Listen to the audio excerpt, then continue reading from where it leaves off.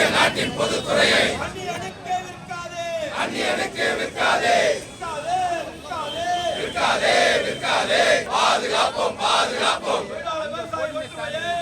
விவசாய ஒற்றுமையை பாதுகாப்போம் பாதுகாப்போம் வேலை நிறுத்த மறியல் போர் நாடு முழுவதும் மறியல் போர் நாடு முழுவதும் மறியல் போர் மத்திய அரசின் கொள்கைக்கு எதிராய் மறியல் போர் மறியல் போர் மத்திய அரசே மோடி அரசே மத்திய அரசே மோடி அரசே விற்காதே விற்காதே இந்திய நாட்டின் பொதுத்துறையை அந்நியனுக்கு விற்காதே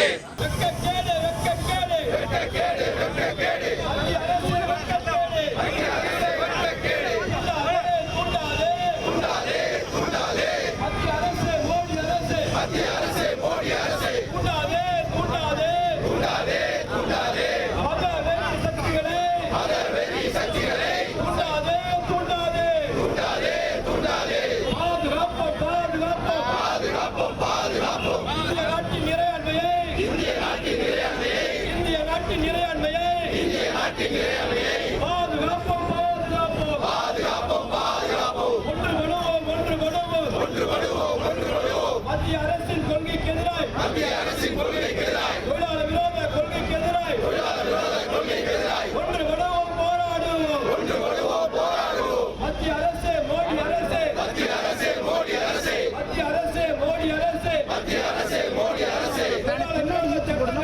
தொழிலாளர் விரோத சட்டங்களை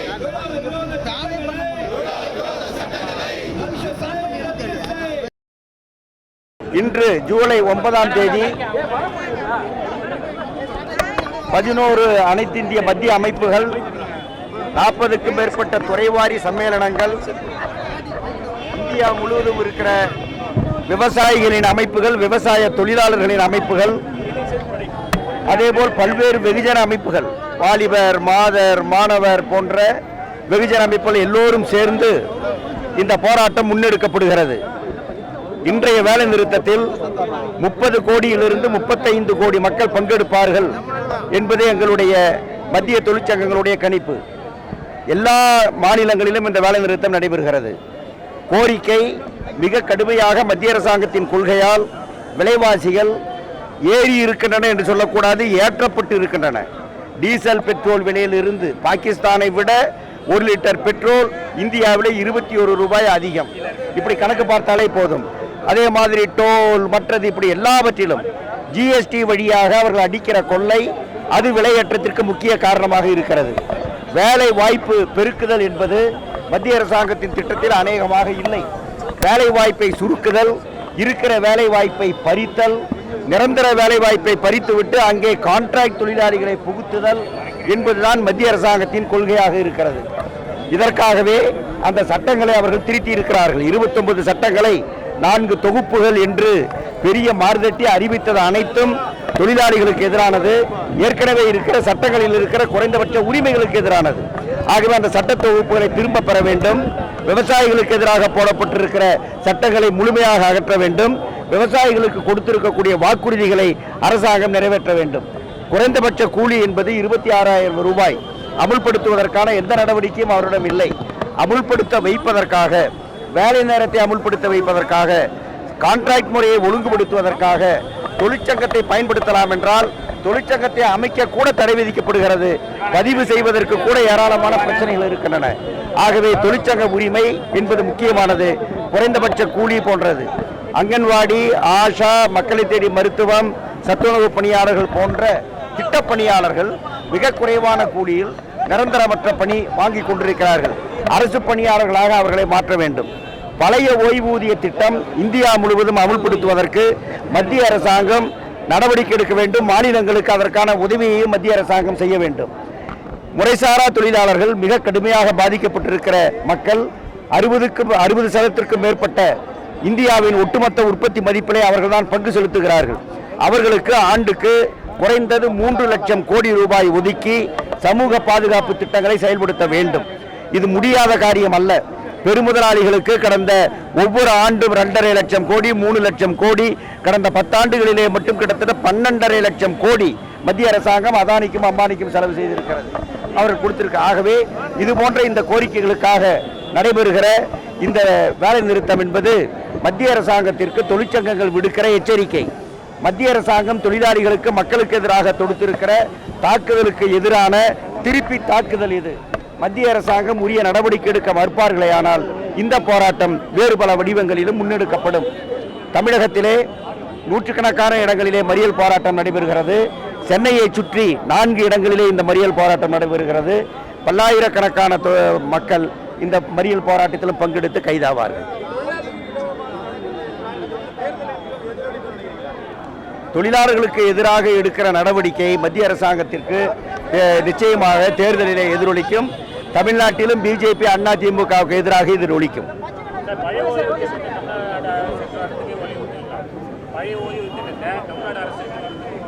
நிச்சயமாக வலியுறுத்தி கொண்டிருக்கிறோம். தமிழக அரசாங்கம் அதற்கான ஒரு கமிட்டியை போட்டிருக்கிறது. செப்டம்பர் மாதத்தில் அந்த கமிட்டியை முடிவு சொல்லி இருக்கிறார்கள். அந்த முடிவு வந்த பிறகு அமுல்படுத்துவார்கள் என்பதை நாங்கள் எதிர்பார்க்கிறோம்.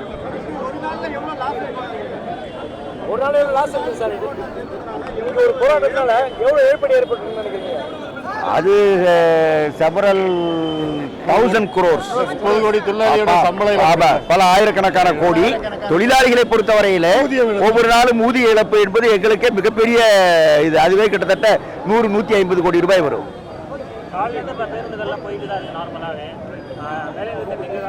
பேருந்துகளை ஓட்டக்கூடியவர்கள் அதிமுக ஓட்டுவர் என்று சொல்லியிருக்கிறார்கள். அரசியல் காரணம், பிஜேபிக்கு எதிரான வேலை நிறுத்தம் என்பதால். அதே மாதிரி கொஞ்சம் பேர் பயந்து ஓட்டலாம், அதே மாதிரி நிரந்தரமற்ற தொழிலாளிகள் ஓட்டலாம். எல்லா நேரங்களிலும் இதுபோன்று ஸ்கெலிட்டனாக வண்டி இயக்கப்படுவது என்பது நடப்பதுதான். இன்றைக்கும் இங்கே பல்லாயிரக்கணக்கான தொழிலாளிகள் ஆப்சென்ட் ஆகி இருக்கிறார்கள்.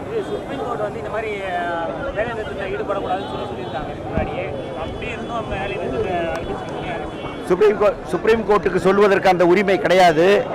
சட்டப்படி இந்த வேலை நிறுத்தமோ இது போன்ற எதிர்ப்பு இயக்கத்திலோ ஈடுபடுவதற்கு அரசியல் சட்டத்தில் இடம் இருக்கிறது. இதை எந்த கோர்ட்டும் தலையிட்டு தடுக்க முடியாது.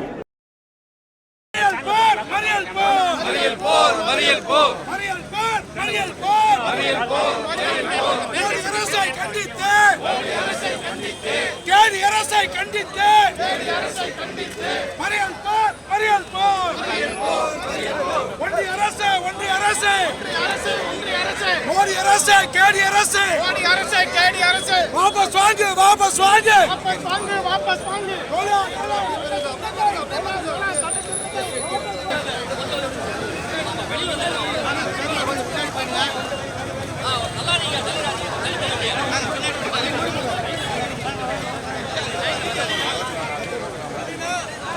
மூவ் பண்ணுங்க, முன்னாடி மூவ் பண்ணுங்க, வேகமா சார்.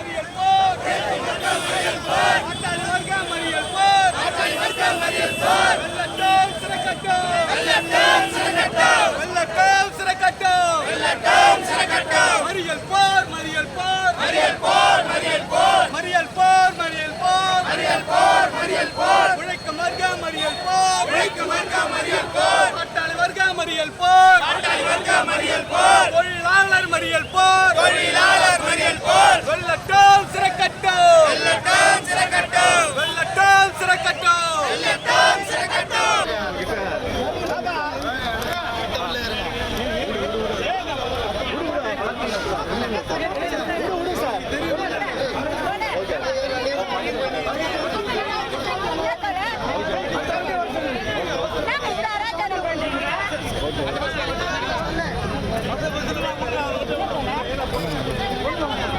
போங்க